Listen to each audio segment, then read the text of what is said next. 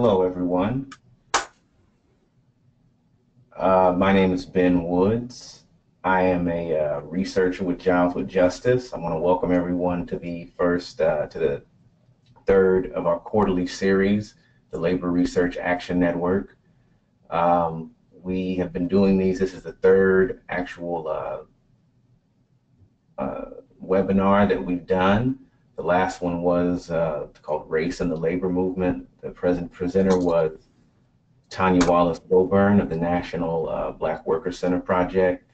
And in December of last year, we had Melissa Amernick lead a discussion who's a director of research at SEIU 32BJ. This was started by the projects committee at LRAN, and we're just using this as more of a skill share way to kind of share knowledge and information for different researchers that are in the labor movement. So this is, like I said, the third in a quarterly research webinar series that we have. It's a skill share. Like I said, my name is Ben Woods. I'm a researcher with Jobs with Justice. I'll be presenting as well, along with Paul Clark, who is the Director of Labor and Employment Relations at Penn State University, Erin Young, who is a Assistant Regional Director with AFSCME, and Mike Gross, who is with the District 6 at CWA. So I'll go ahead and pass it off now to Paul Clark, who is going to be doing a presentation on survey results and new member orientations. Paul, you can go ahead. Yeah, hi everyone. I'm going to draw on my 35 years of experience as a labor educator and at the same time, for the same period of time, someone who's been doing research with and about the labor movement to talk about ways that unions can build greater commitment among their members. Everybody's aware that unions are facing challenges, tremendous challenges today. And one of the areas in which they're challenged is their relationship with their members. I'm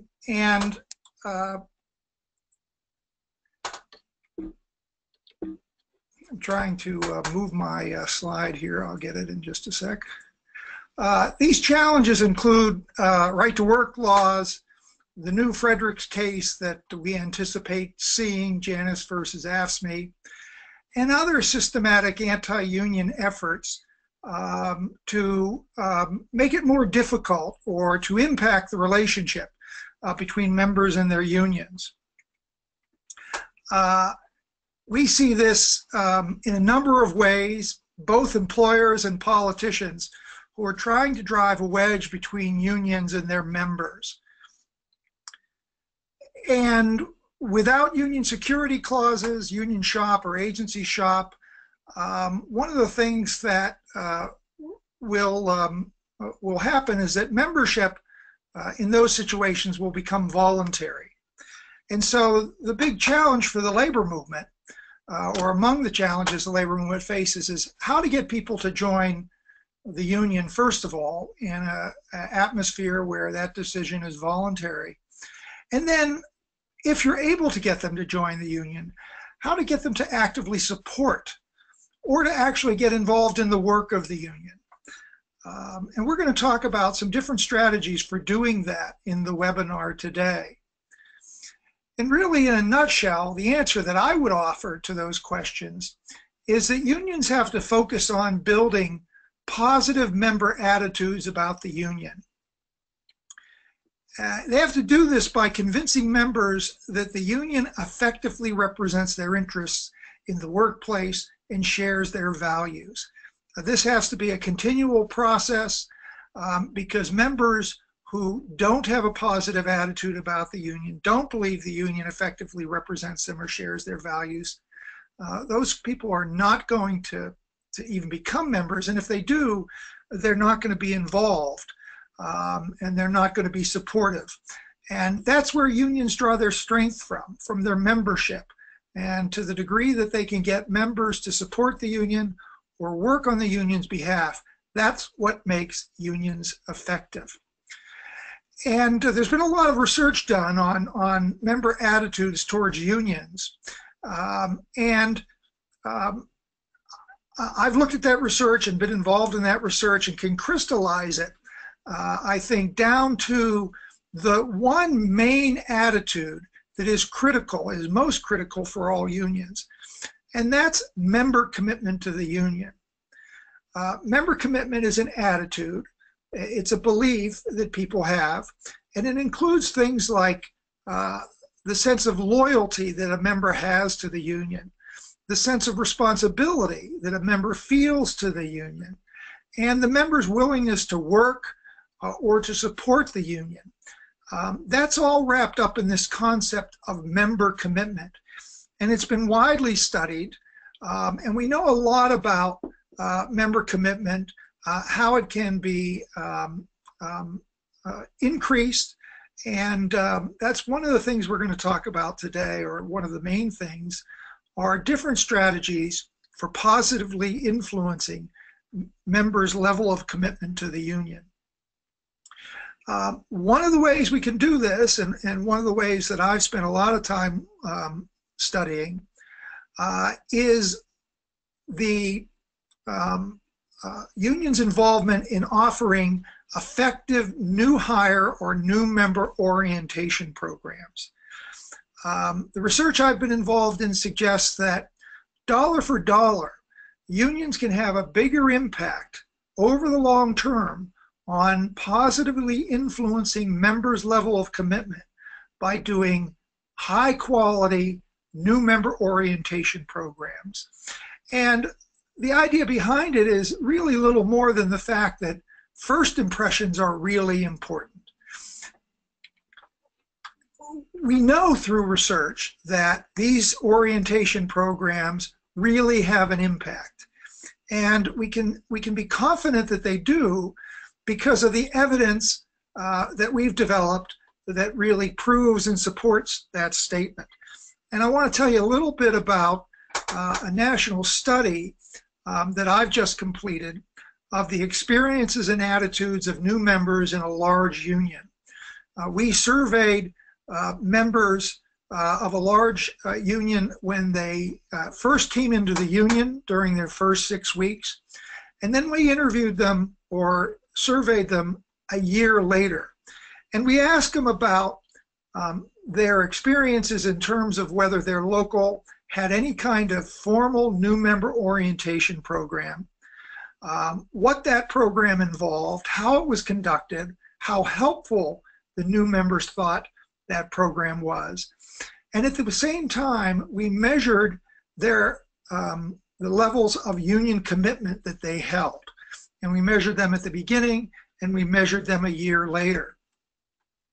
In a nutshell, what we basically learned supported previous research, which had shown that a good new member orientation program will increase member commitment to the union, and even more importantly, it will increase participation, or a member's willingness to participate in the work of the union.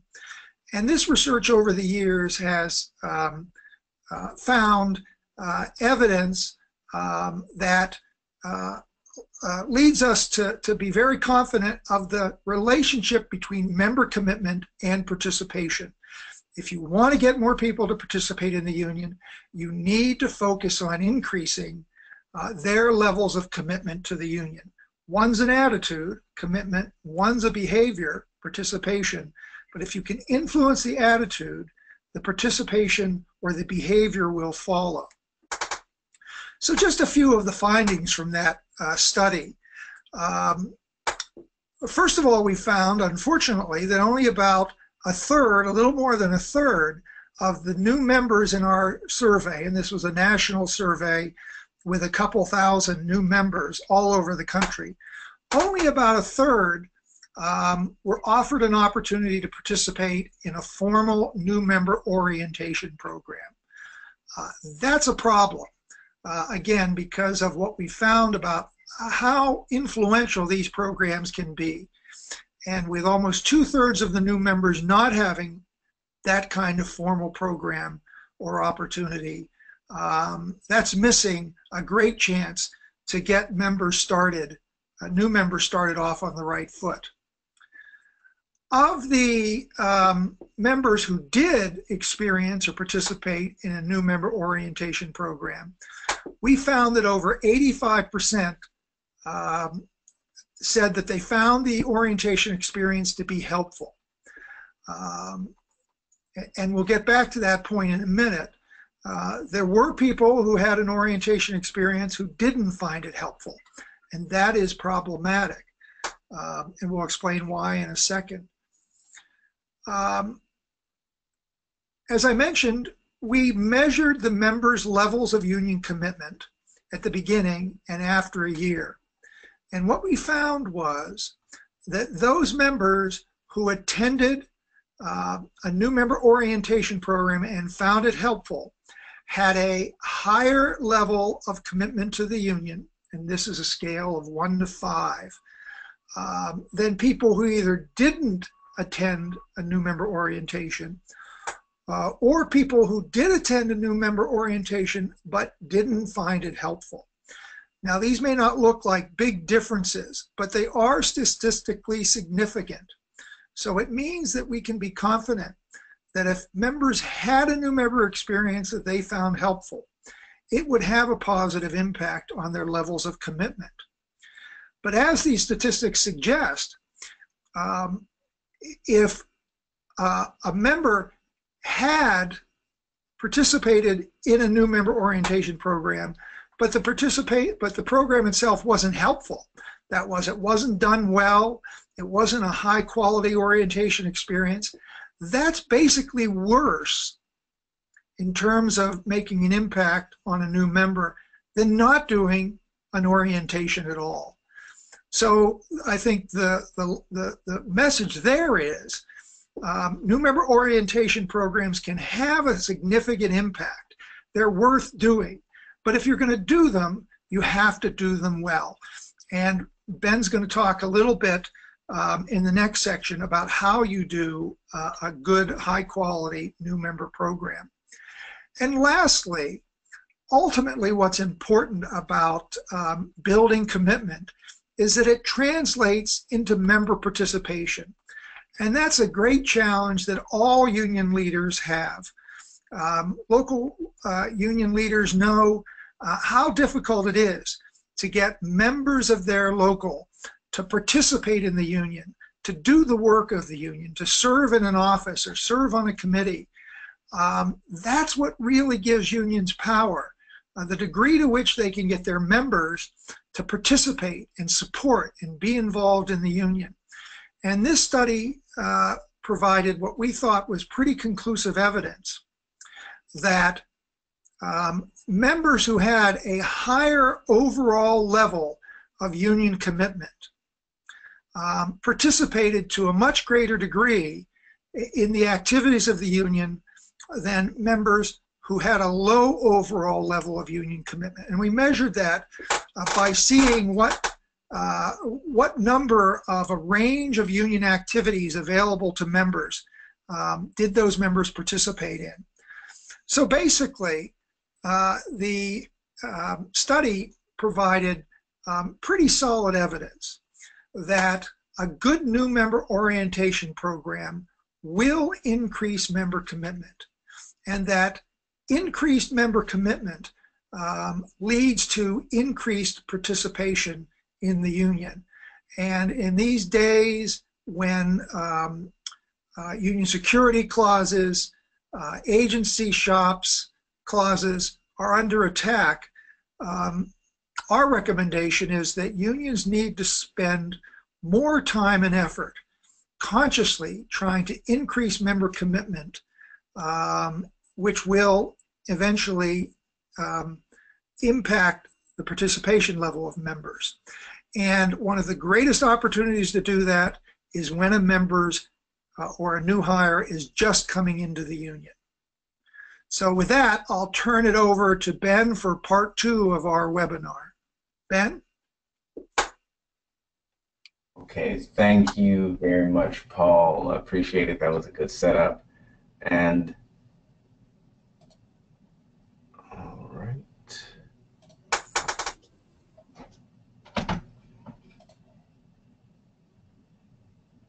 Okay. We're going to switch the screen over to me. Just a moment.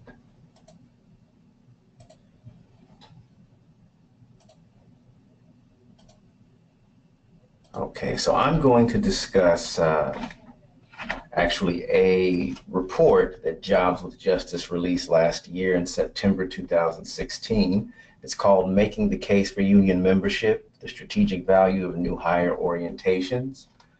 And what we were able to do is we actually were drawing from like the most relevant social science research, everything from electronic surveys of 49 unions, interviews with officers and the staff responsible for the union hire orientations, looking at even welcoming packets, even attending orientation programs, existing orientation programs.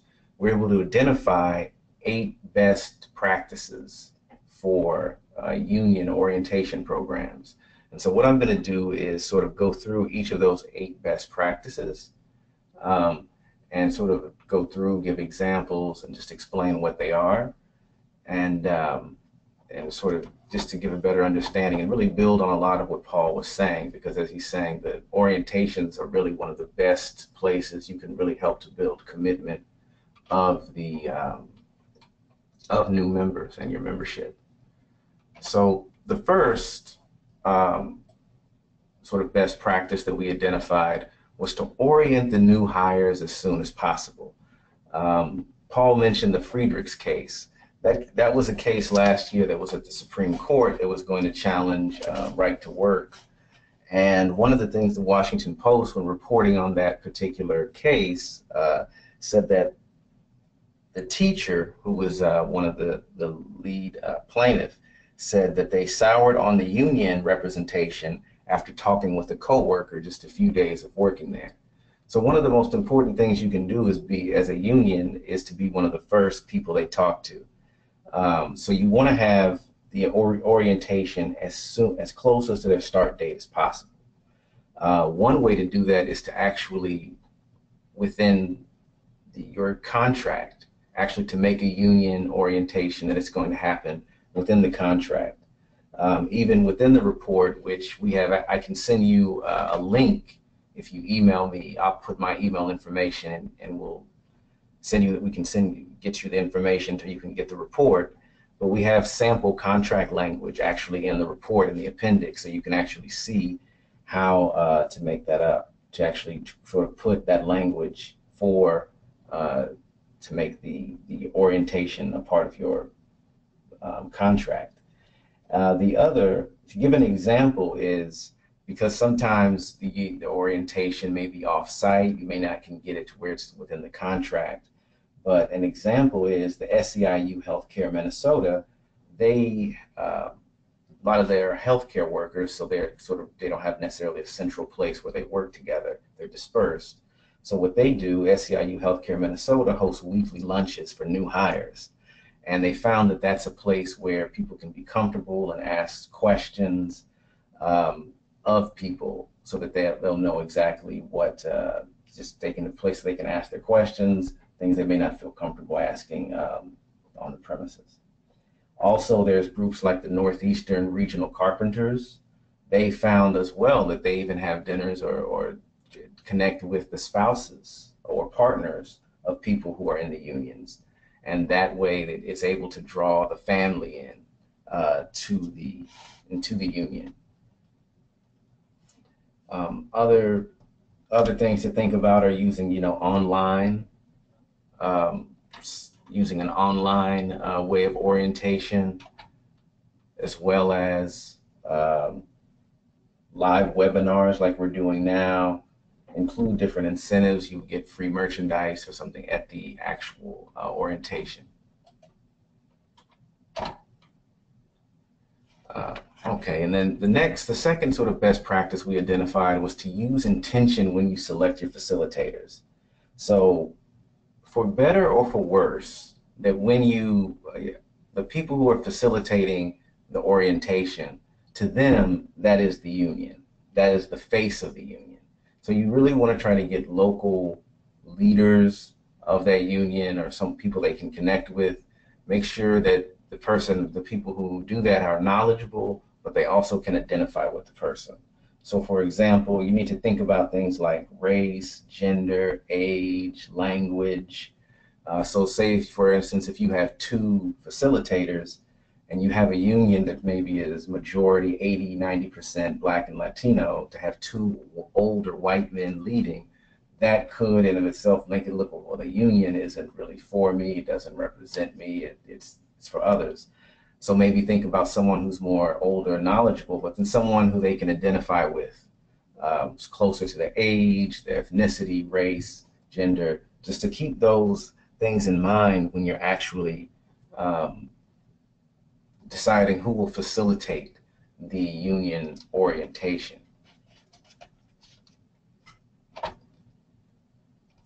The third sort of best practice we identified was to make a positive first impression, right? So obviously the first thing is to just be prepared, make sure that you have everything beforehand, all of the materials that you'll need, your handouts, have it the day beforehand, do a check and outline of what it is you need, practice, those sort of things that, may seem small, but in fact, they can have a very important, role to play when you're actually doing the presentation. And obviously something important is to don't oversell. Don't say things that the union can do and it does not have the ability, because eventually that's going to come back when they ask for help. If you say they can get them lawyers or do this and it doesn't have the ability to, that's going to hurt the union at a later date. So what to say when you're actually having the orientation? One is to provide an overview of the union's history, its achievements, an explanation of the union structure.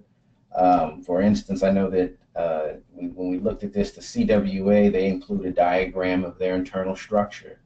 You may even, their relationship, you can look at the relationship of your union to local labor councils, the state federation, the AFL, just so they can get a basic understanding of what the union is.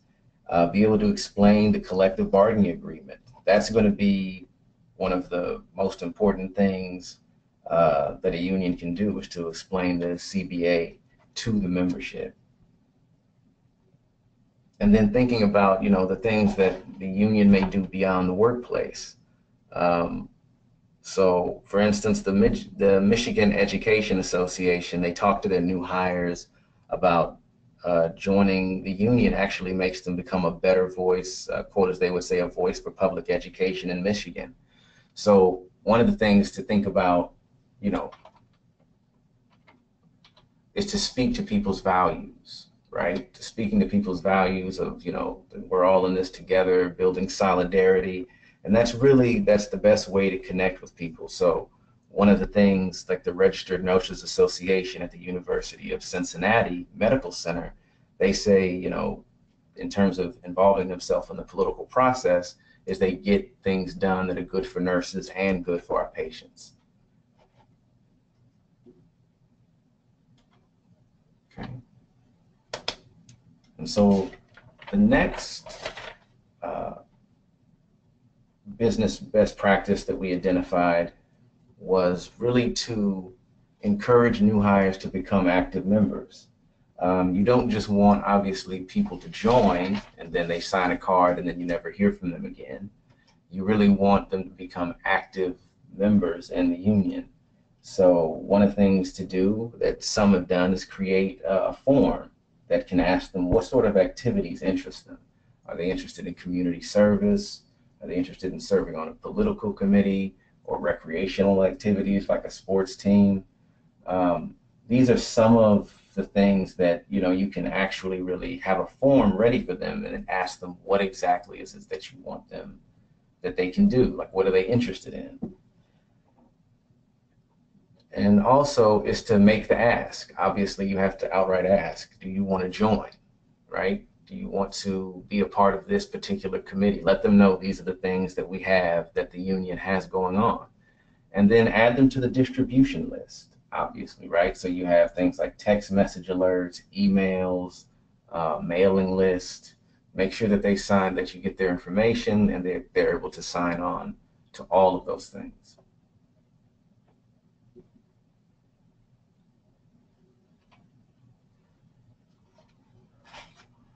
Okay, so the next best practice that we identified in the research was to provide handouts, quality handouts and freebies.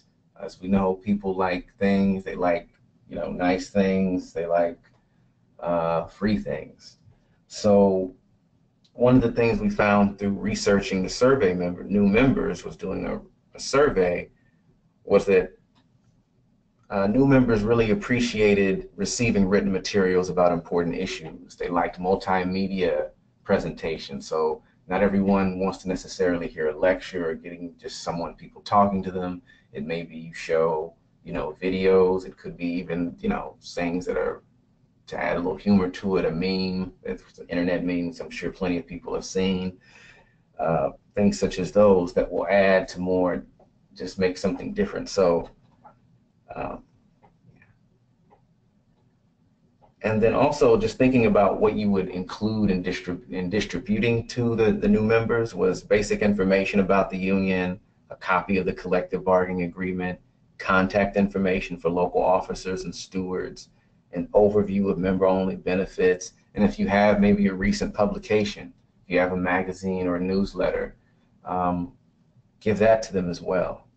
And then also is, freebies. So like giving people free things, swag, I guess as people call it, the hats, shirts, stickers, pins, all of those help people to identify more with the union just by wearing it so that they can wear it even outside of the workplace. It helps them more and more to identify with the union and feel as though they're a part of it.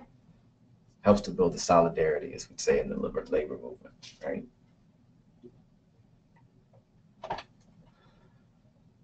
Now, the next was striving for excellence. So as you're putting it together, make sure that, the materials you put together are actually very high quality materials. That's something that is, that's very important because first impressions matter. If the union, if someone sees low quality materials, they're going to, if you give them an orientation, they're going to think, oh, this must be a low quality union. So that's the association sometimes people make. Make sure that what you give them is printed in color and that it's the correct information. You may even try to get, like the president of the international, if there's some sort of letter, give that to them as well, like just a welcoming letter or saying, welcome to the union, labor brothers and sisters, etc. So the thing to think about as well is to know your audience, right? Is there a preferred means of communication? So like the Writers Guild of America, many within that union are freelance writers. So there's no one location they're at. So they receive a welcome email with a follow-up invitation to new member orientation. So one of the ways they reach them is through, emails, text messages, that way, because there's no one place that they're going to be they work at. Also, the United Farm Workers, they produce their packets in Spanish, right? So different people, different unions have to think about how is the best way to reach the members, how can we communicate effectively? And also, avoid jargon. As someone, I came into working for Jobs for Justice in the labor movement maybe 2 years ago, so almost now. When you first come in to hear these different, CWA, I even said earlier, Communication Workers of America, it's like when you first come in, you're not used to hearing those acronyms, for example. You don't know what that means. So try to avoid jargon at the orientation as well.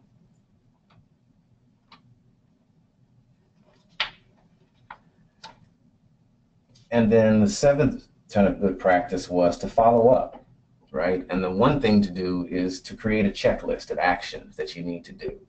So if you create the checklist, you can always look back at it. Did we do this for these new orientations? Did we do that? Do that?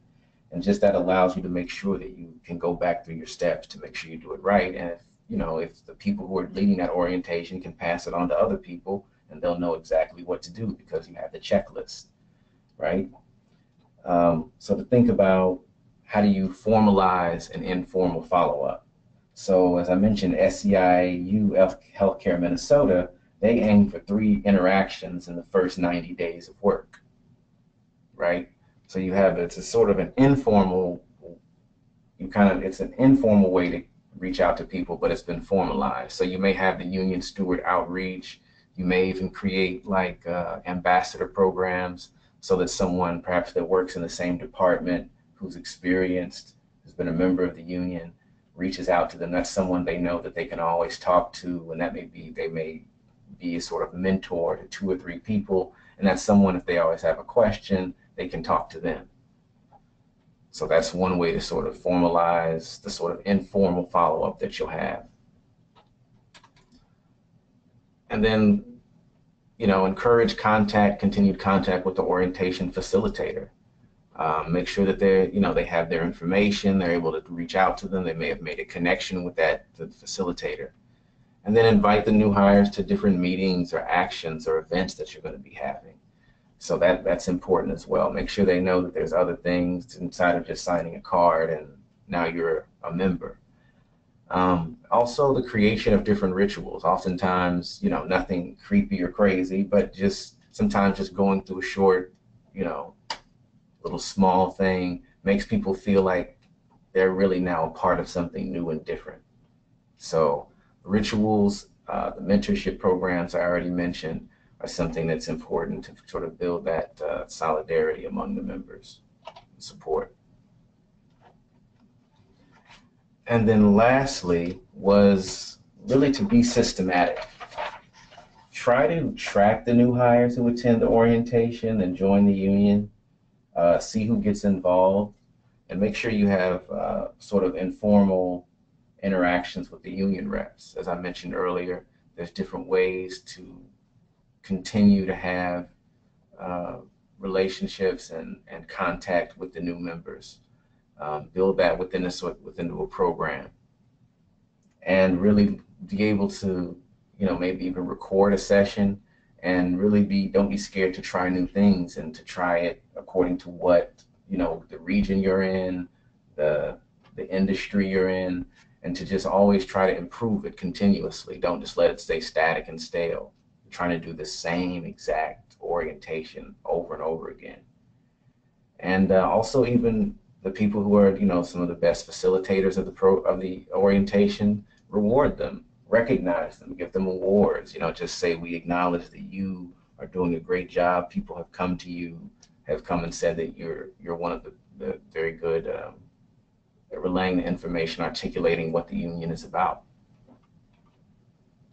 And so at the end of the day, to really think that new member orientations are a form of organizing, right? It's not, this is another way, this is what we do, or people are organizers, this is just another way that we're organizing. And then, like I said, be willing to transform and experiment with what it is you're doing. So, and this is my contact information. And if you're interested in the actual report, and we even have a 2-pager, you can email me, and then I can, I'll send you the link so that you can get a copy of the report. I'll get it. So that is the end of my presentation. So now what I'm going to do is pass it over to Erin, and thank you all. And just to let you know, we're going to be taking questions at the end of all of our presentations. So we should just have, it's just Erin and Mike are next. So I'm going to go ahead and pass this over to Erin. And yes, I think, Erin, you can take it away. Okay, can you hear me okay? Talk a little bit louder if you can. Okay. And is my screen up there okay? Yes. Okay. All right, so I'm going to talk a little bit about our AFSCME Strong campaign that we have underway right now. So a little bit quick history of how we started. We started off originally with our 50,000 Stronger campaign in 2014 that was in response to the Harris-Quinn Supreme Court case. We entered 2014 with sort of a 6-month challenge of how do we prepare for that ruling. We had the experience of Wisconsin and Act 10 under our belt to guide us. And we sort of asked, you know, what would we have done in Wisconsin if we had 6 months notice? And the answer was, you know, sort of what we developed out of our 50,000 Stronger campaign. So we had a goal then to sign up 50,000 new members, both fair share fee conversions and new hires into the union within 6 months. We signed up over 100,000. So that, you know, that campaign was successful, but we realized for the next phase that we needed to dig deeper and not talk only to non-members and fair share fee payers, but also to current members as well. Sort of knowing that, you know, within a year our union could be right to work, you know, on a nationwide basis, and that, you know, members would have a chance to drop membership and, you know, would face what will likely be employer pressure and, you know, pressure from other anti-worker groups to drop. So at that time, that was 2015, we were preparing for the Friedrichs case. Obviously, we sort of lucked out with that one, but now we face Janus. So in our sort of transition from the 50,000 Stronger campaign to our current AFSCME Strong campaign, we kind of applied these lessons. One was leadership support is essential. The more engaged our leadership is, the more successful our program. Goal setting works. You know, everyone agreed that when we set goals and hold ourselves accountable, it's key to driving urgency with our leaders, our workers, and, you know, ourselves. And if you measure it, you do it, right? If we, you know, have a goal that we share nationally and share our progress towards that goal, you know, we will prioritize it. Also, local-based issue campaigning works. Our deepest conversations and best results happen when we engage members in the collective work of the union, and not just have conversations sort of, you know, in a vacuum. You know, Paul and Ben have already, you know, made this point, but when we get to new employees, we're successful at a high rate, but we don't get to enough of them. We need to really up our game on these new employee orientations. So sort of the challenges we considered as we put together the AFSCME Strong campaign, engaging membership. Like I said, with our 50,000 Stronger campaign, we focused on fee payers and non-members. And so with AFSCME Strong, we wanted to engage at least 1 million of our members in one-on-one conversations. Staff and leadership development, what are the best practices to aligning and realigning staff so that we can engage and mobilize leaders? And how do we equip local officers and stewards to take on greater leadership roles within their locals? Data has been a huge one. In order to get to members, to talk to them, we have to know how to find them. We need to have good data moving forward on our members. So we talked about, you know, and are still working on what are the practices that can get us good data and good data management practices. People, that's our PAC. We really wanted to make sure that that was prioritized through this campaign, and to make sure that members are asked, you know, at every level to participate in our people program. And then culture change, sort of how do we refocus our resources to engage the majority of our union members on a one-on-one basis, and sort of what do we need to do to accomplish that. So these are the goals we set forth with AFSCME Strong. To maintain 90% membership in locals with fair share, and that's to get us in the strongest position possible for when right to work does hit. Engage 80% of members. That's we want to have one-on-one conversations with at least 1 million members nationwide. Training 5% of members to be activists. So that's training 5% of members across the country to have these one-on-one conversations. In right-to-work locals, we have a number of locals in a number of states that are already right-to-work across the country, so they're really focusing on how do we grow membership. It may not be able, we may not get to that 90% in those right-to-work locals, but where can we get, and what kind of growth can we have? And then 10% in people MVPs, that's our national goal of having 10% of our members contributing to the people program. And the next slide is a little video that we did sort of to kick off the campaign, and I hope it's going to show through okay and that you can hear it, so I'm going to try it now.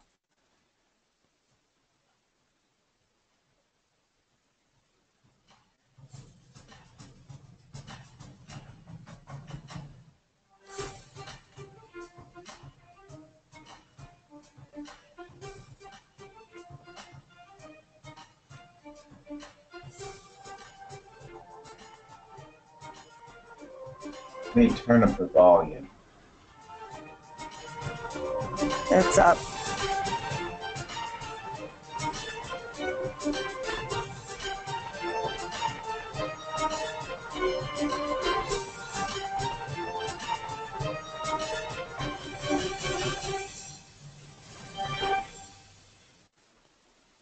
Okay, well, anyway, I don't know if you could hear that or not, but I had my volume up all the way. So that was just a quick little video that kind of rolled our program out.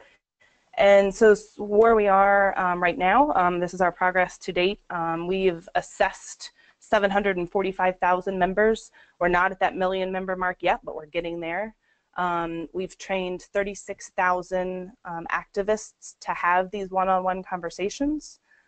We've signed up over 350,000 new members. Now that's both fair share conversions, new member signups in right-to-work areas, and then also new hire signups through NEOs and other new employee outreach programs.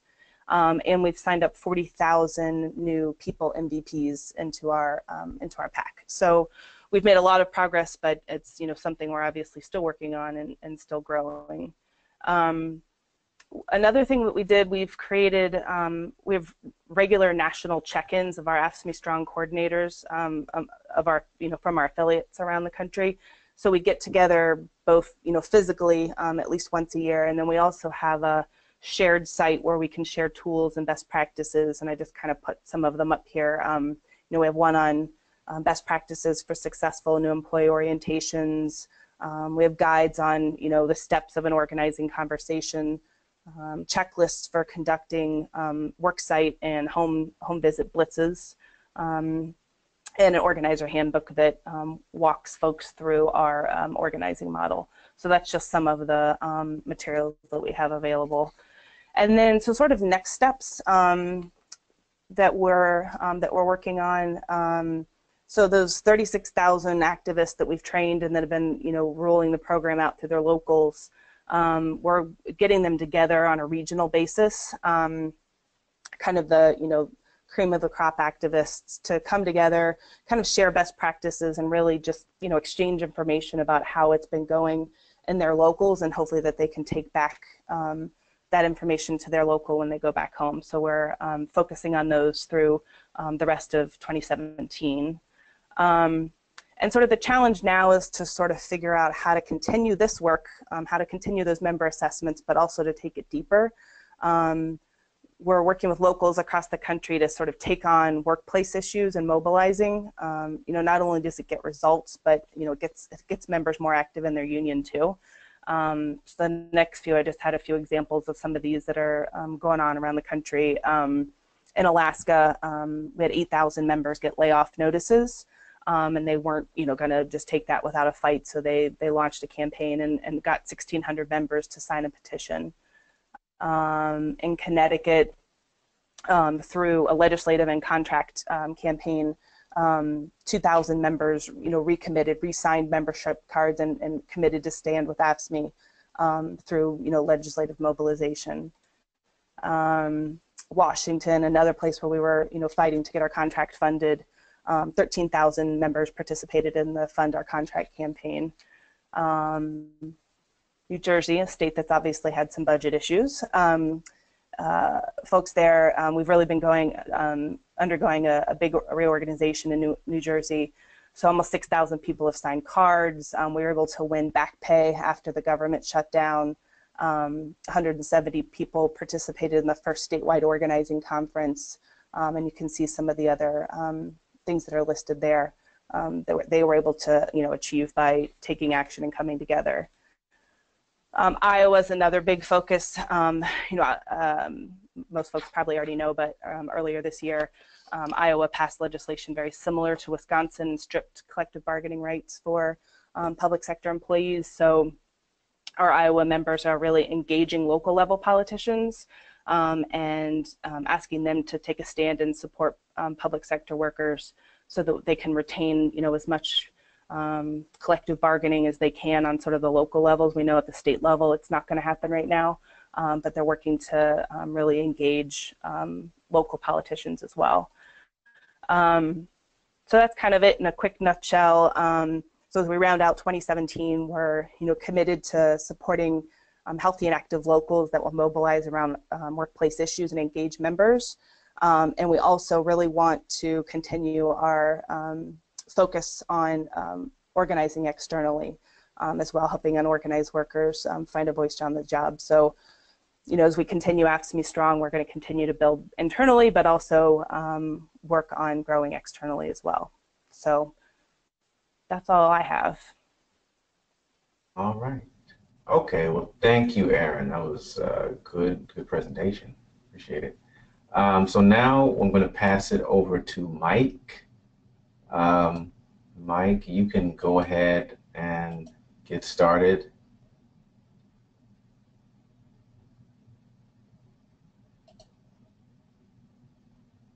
Hello, Mike, are you there?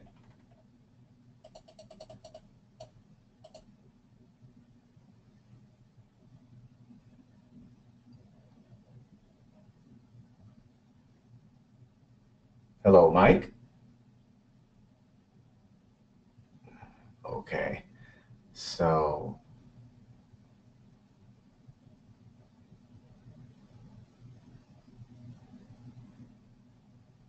hello, Mike? Okay, so maybe we're having some difficulties with him right now. So not sure. I'll try to get with Mike, see exactly he's on. But so for right now, what we can do then is maybe we can just go ahead and move into the question and answer portion for right now, and then maybe we'll come back to Mike once we get kind of the, hello? Yeah, so then once we get sort of the technical problems, we can move on. We can come back to Mike. So if you have any questions right now, if you see on the webinar, it has a place where you can actually ask questions, raise your hand.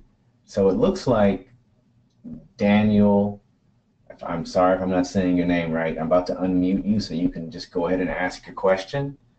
So Daniel Rippin, I'm sorry, I know I didn't say that right, but if you want to go ahead, you can now ask your question.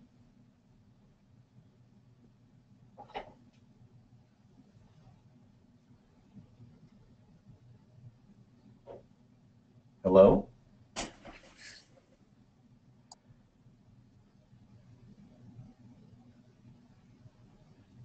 Okay, so I guess not. If anyone else has a question, you can raise your hand through the attendees, or there's actually on this panel that you'll see questions.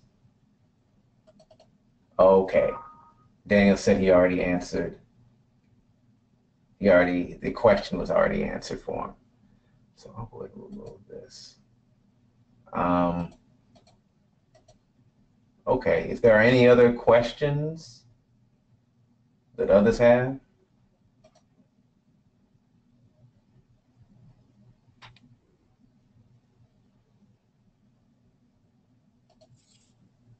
Okay, I see Sharon Martinez. I'm going to unmute you so you can go ahead and ask your question.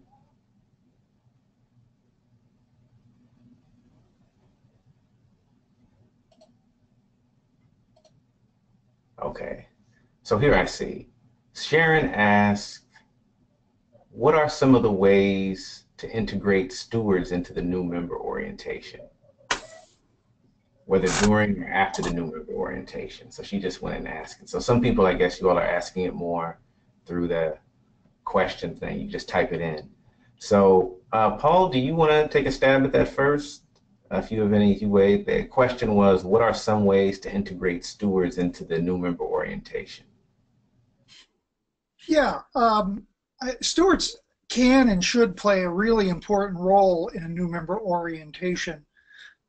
They're the people right there on the shop floor or in the office or in the unit who are going to interact with the new members. And I often talk about it this way. If you're a new employee, the first hour you're on the job, you show up to your workstation or your office or wherever it is, you don't know anybody, you don't know how things work, you don't know the customs and the culture.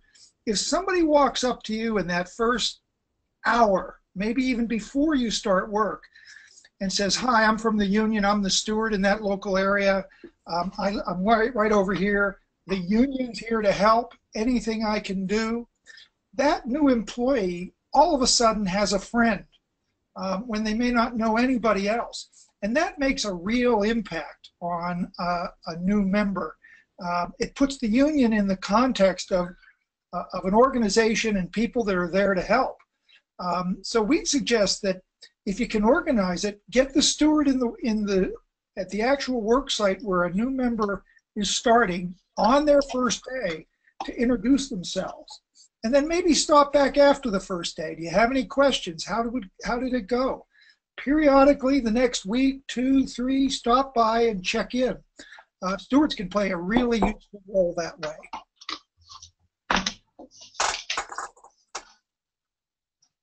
Okay. Okay, great. Was that all, Paul? Yeah. Okay. All right. I didn't know. You kind of trailed off there. Okay. Hello? Hello?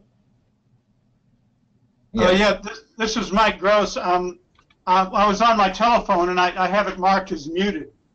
Ah, okay.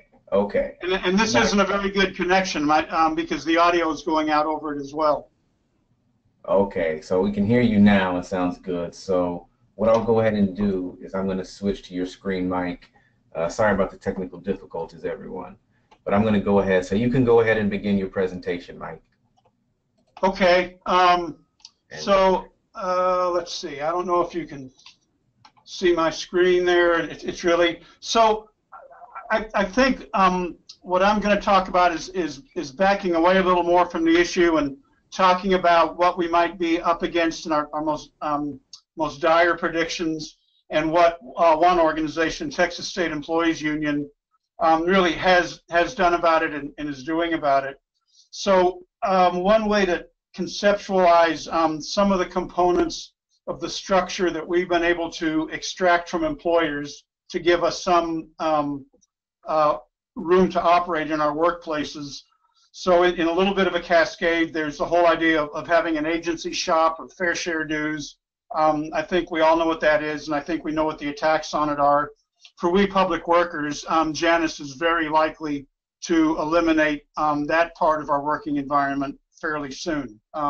It could change, another Supreme Court justice could pass away, but it's unlikely. Then there's formal collective bargaining, and I call it that because in TSCU, we think that formal collective bargaining, where you sit down across the table, negotiate a contract, have a contractual relationship, is one thing, but having a relationship wherein you affect the behavior of the employer is also collective bargaining, and it's a little bit more creative. And so that's the next level. And for formal collective bargaining, it's something that in many places we don't have, and we could be losing it in many places. And then, of course, there's the simple fact of payroll deduction dues collection, which many of us depend on. It does make a big difference in our organizing, and we could be losing it. And that's actually the situation in TSCU, Missouri State Workers, and other places. So building an organization where you have none of those things, fair share dues, formal collective bargaining, or even the employer collecting dues, is a reality many of us face. And it's tempting to be to think that that's a hopeless situation, and I guess I'm proposing, and a lot of us are, that it's not. And just to sort of think back a little bit, we have not always had any components of that structure. Really, much before the 30s, probably before 1926, the Railway Labor Act, we certainly didn't have agency fee relationships. We had very few contracts. We had very few places where employers collected our dues. I think many of us have seen with our parents and our grandparents, they had their union book with stamps in it, and a steward would come around and collect your dues. Texas State Employees Union is one example of a group of workers who are determined to have a union, and this is one way to put it, without permission from our employers. It's not the only place in CWA, by the way. Oklahoma State workers, Missouri State workers, to some extent, they do have limited meet and confer. Mississippi Alliance of State Employees, the university campus workers in Tennessee, and also TU, our T-Mobile organization, is building a non-collective bargaining minority representation membership organization to take us through the long haul. So it's not something without precedence, and it's certainly not something that can't be done. And so TSCU starts out, and I think relevant to this discussion, what gets people to join and what gets them to stay. People will join and will get active when they see that the organization actually makes a real difference, and when they see that their participation, their work in the organization makes a real difference, that it means something. Because people are generally pretty busy. They have their job, they have their kids, they have school, they have other jobs that they have for many of them. You're asking them to take some of that time and commit it to the organization, and they will do that if they have a sense that it makes a difference. And if it doesn't look that way, they probably won't, or at least they won't stay. So let me just go through a couple things about TSCU that have enabled us to survive and even prosper. There's a huge advantage of not having formal collective bargaining. It's sometimes unrealized till you see it, which is that you don't have to bargain with anybody on unit definition. There's no law, there's no regulation, there's no dealing with the employer. The organization gets to decide who its members might be. And so in TSCU, we decided a long time ago that we're going to be a wall-to-wall union for state employees in Texas, regardless of agency, regardless of university or agency employee, and regardless of their job title, whether they're a brand new entry-level clerk or service worker, or whether they're a high-ranking official in the organization. If they believe in TSCU's program, we want them. TSCU adopted a program a long time ago, and I guess I'm going to go into some things that we found that worked, of being an organization, and it's part of our TSCU's core belief, is that we're an organization standing and fighting for quality public services. We work with organizations and constituency groups of recipients of services. Belief in quality services is not something we pull out when we get in the crack. It's something TSCU does every day, putting it co-equal, in fact, with the right of employees to have a decent living and to have decent working conditions. Part of the problem TSCU tried to solve many years ago and is still trying to solve is, how do you build a union while you're being one? You know, the sort of traditional vision of building a union is you have an organizing campaign, you do the work that takes you to get to a vote, you vote, then you build a structure, you negotiate a contract, and you go forward. In a minority representation organization, you're continuously building. It's work that goes on and on and on, but you have to be a union. There are going to be some people who can work their whole lives for a better future for their children. many people need to see a difference in their work and their workplace now. And so you have to do both things at the same time. So some of the stuff TSCU has found that worked still don't, never did, and don't have any kind of a collective bargaining agreement or any formal agreement with the state of Texas other than, at this moment, payroll deduction. So TSCU has always worked to find creative ways to be a movement for quality services and a decent life for state employees.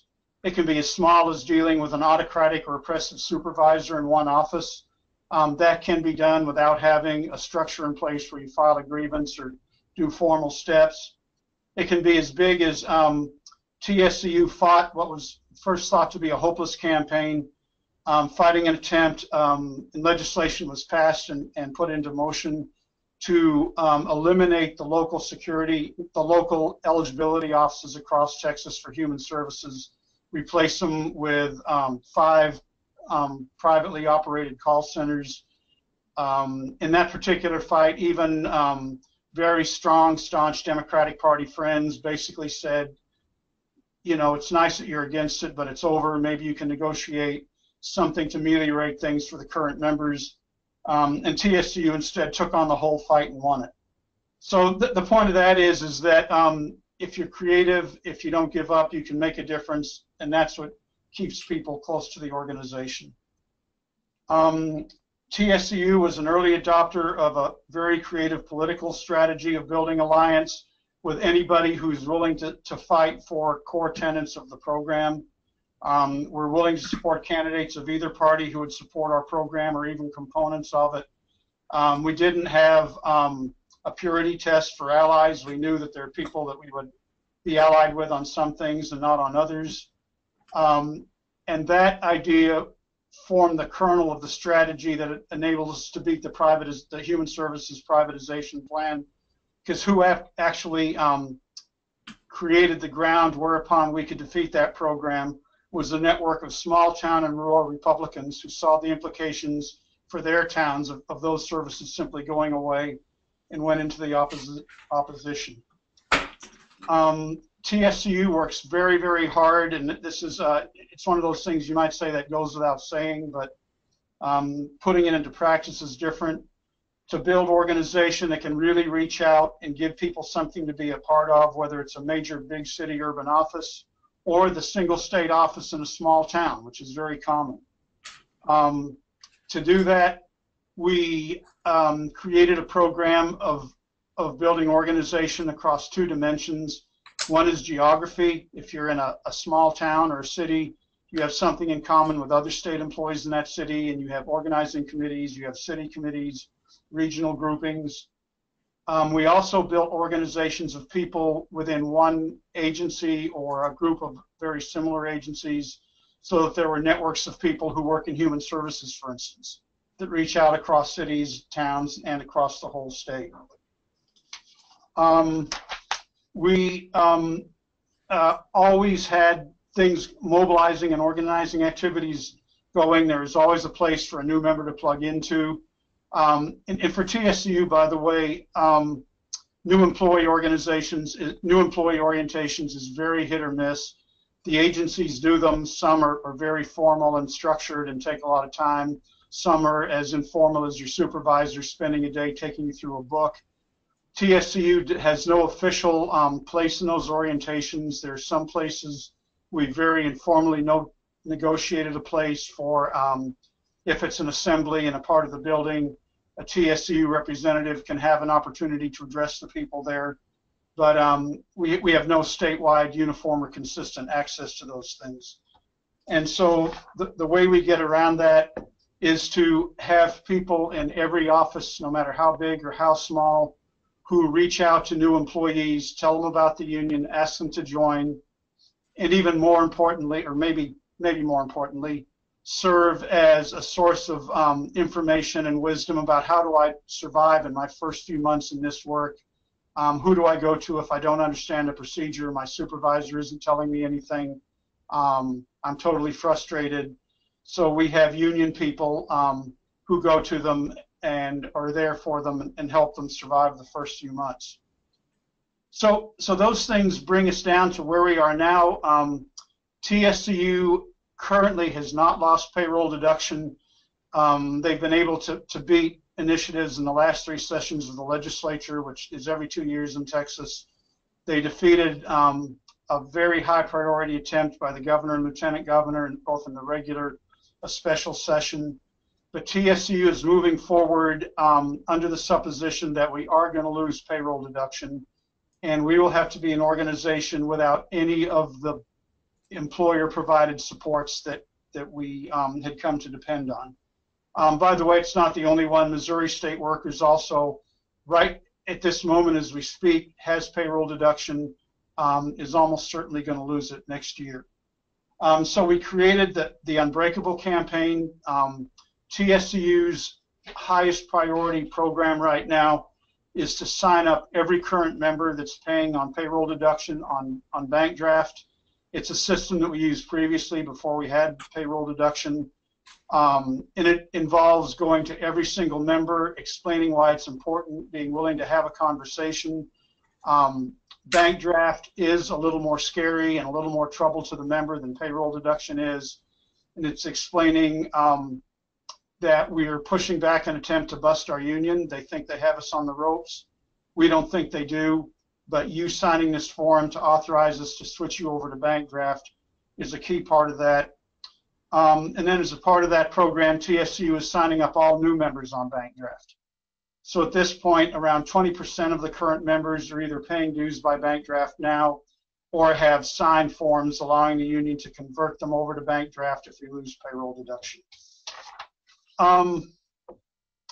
So I guess I thought I'd finish that off with, so TSCU is an organization that's going to survive, never having had collective bargaining, never having had fair share, and now not even having payroll deduction.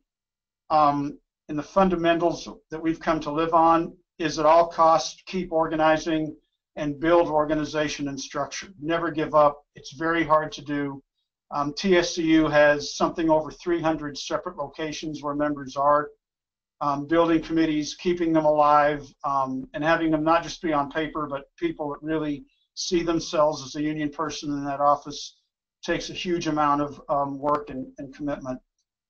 Keeping members in the loop, and it's not pitting one strategy against another, social media as opposed to paper publications. It's really doing all of the above. Different people connect to the world through different channels.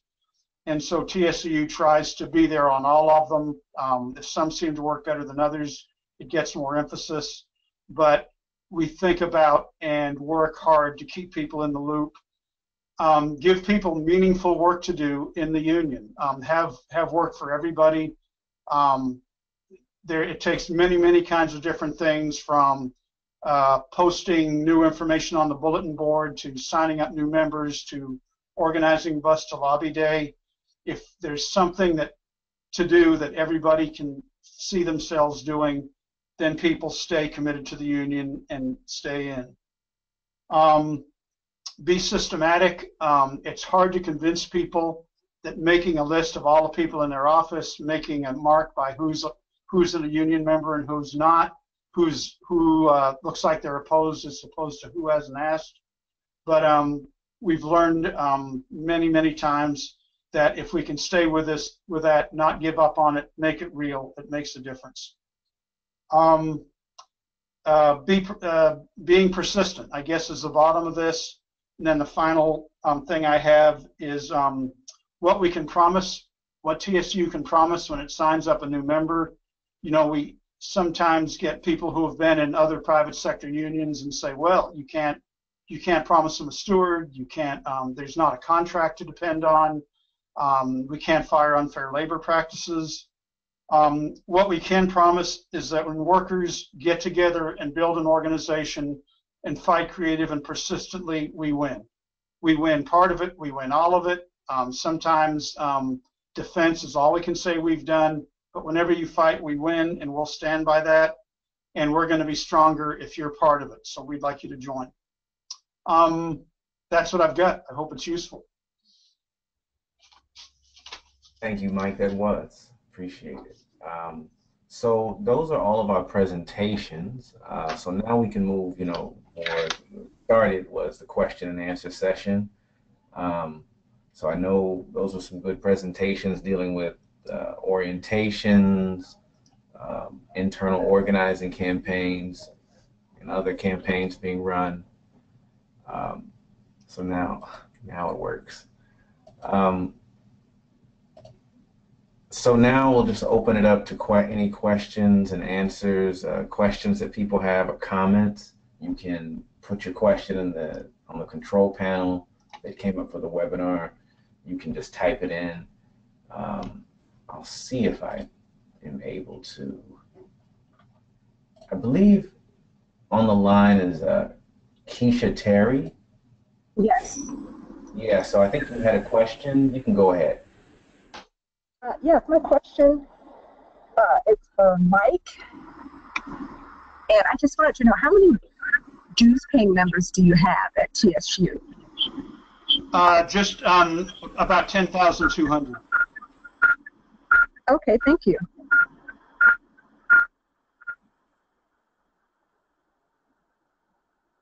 Great. Any other questions? I think there was one. I noticed people asked about other, like I said, that I'd be able to get people the copy of the new member orientation report.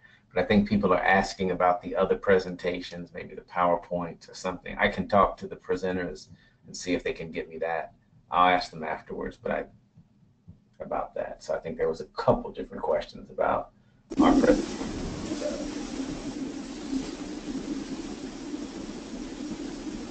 Okay, any other questions?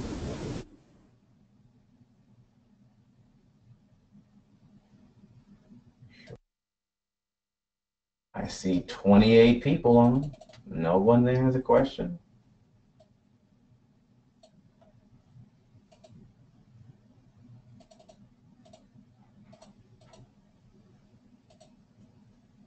Okay. Hold on just a moment here.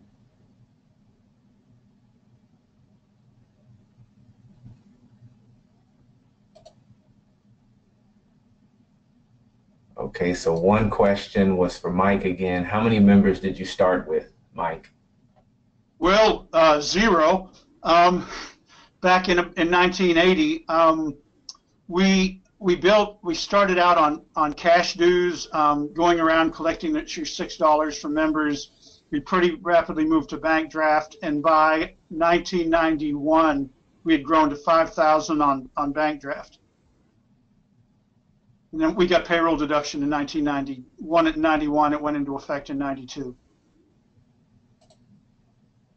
Okay, thank you. All right, so it looks like we have a question from Jim Dixon. Jim, you can go ahead and ask.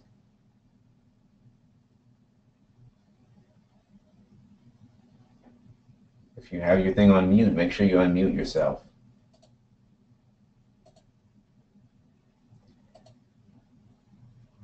Okay. Jim, are you there? Okay. I guess not.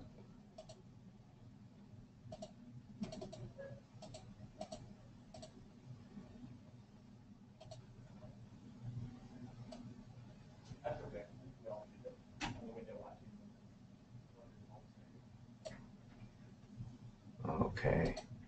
So right now, I'm not seeing any other questions. I'll give it a few moments, but if no one else has any, we will go ahead and end here. I'm going to check one last time. Mikhail Ramanoff. I'm sorry, I know I didn't say that right, Mikhail. I've unmuted you, so if you can speak, make sure you're not on mute, and then you can ask your question. Hi, can everyone hear me? Yes. Yes. Hi, my question is straightforward. I'm a member of the News Guild here in DC. Our local doesn't have an established orientation program or an outreach program, really. And we've been working on, we use the Jobs of Justice best practices over here at my unit. And we have a bit of a program in place here I think we can improve it a bit with the information that you've all provided today, so thank you very much for doing this. But what I'm wondering is there a way to streamline kind of the transmission of best practices from my unit through the rest of the local?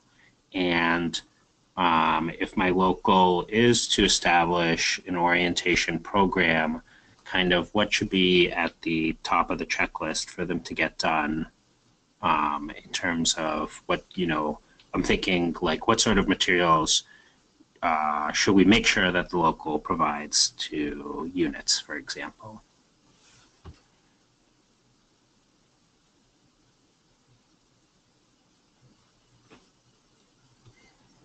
That question was for Mike. Oh, I'm sorry. I can only offer you so much because we don't have much opportunity to have a new employee orientation in TSU because we don't have access. But starting a little bit more basically, I would say having somebody watching for new employees coming in and somebody talk to them right away. And then for that person to be able to answer simply and clearly what the union's all about, why we're doing this, why you make a difference. I mean, I know that sounds pretty basic, but I think it goes from there. And if you have an opportunity to actually have a formal program with new people, you can make it a little bit more formal, but I hope that helps you. It's the best answer I've got. Yeah, this is Paul Clark. If I could jump in, I agree with Mike. Probably the single most important piece of advice that I would give is to do the new member program as soon as you possibly can. People are going to be influencing the new member about how they view the union. They're going to be telling them their views. You're going to get critics who are going to be criticizing the union.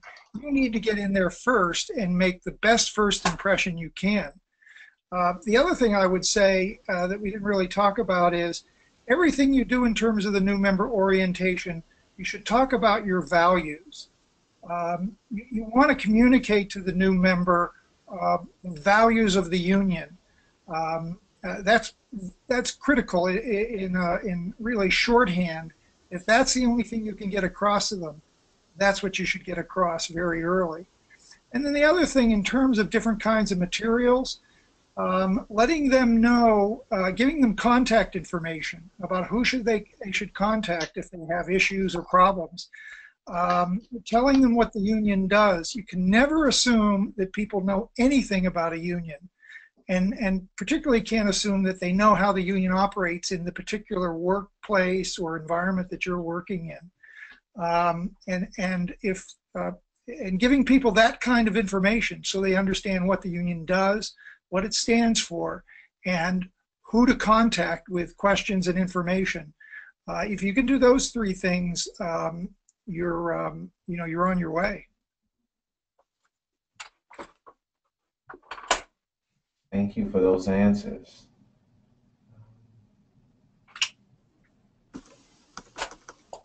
Okay. Let's see.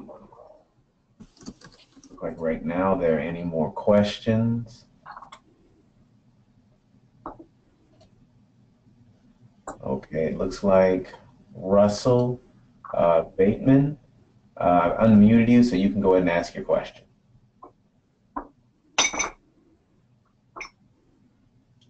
Russell?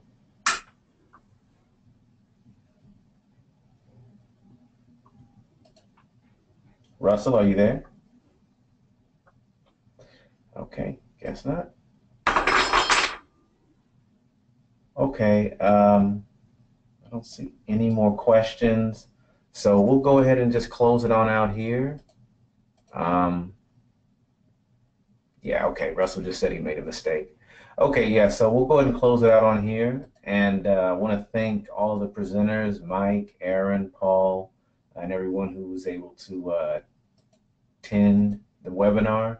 We'll probably have another in December or March. We're still trying to put together the topic, and we'll continue this quarterly series. I mean, generally, whenever we do it, we get very good responses from people. Sorry for any technical difficulties, and just thank you again to the presenters. So talk to you all soon. Bye. Bye, everybody.